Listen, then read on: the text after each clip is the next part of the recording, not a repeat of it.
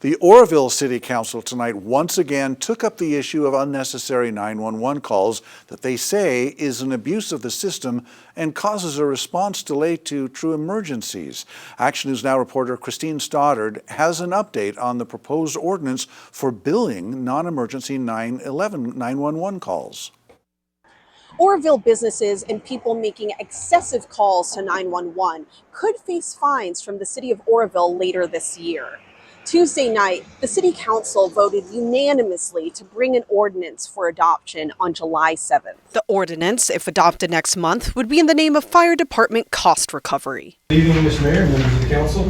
Tonight, staff is bringing back the updated Fire Department cost recovery ordinance for its first reading. Council previously reviewed this item and provided direction on several revisions, all of which have been incorporated in the draft before you tonight. As discussed during prior presentations, this ordinance is not intended to bill residents for true emergencies or to discourage anyone from calling 911. Chris Tenz, Assistant Chief of the Oroville Fire Department, said they've seen an uptick in calls this past year. Our fire department, the Oroville Fire Department, is on pace to exceed over 6,000 emergency calls this year.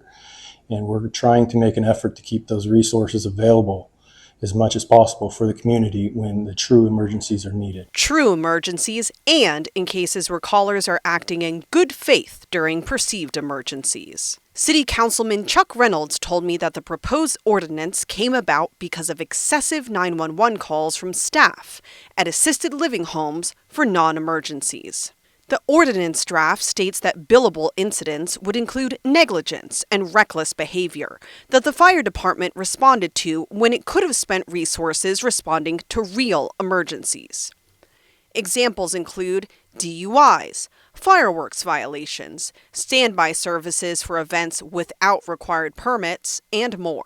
If passed, the ordinance would establish a method of vetting the calls and issuing warnings, plus protocols for fees, billing, and collection. In Oroville, Christine Stoddard, Action News Now. The ordinance draft calls for a cost recovery review committee consisting of the fire chief, the city administrator, and the city attorney.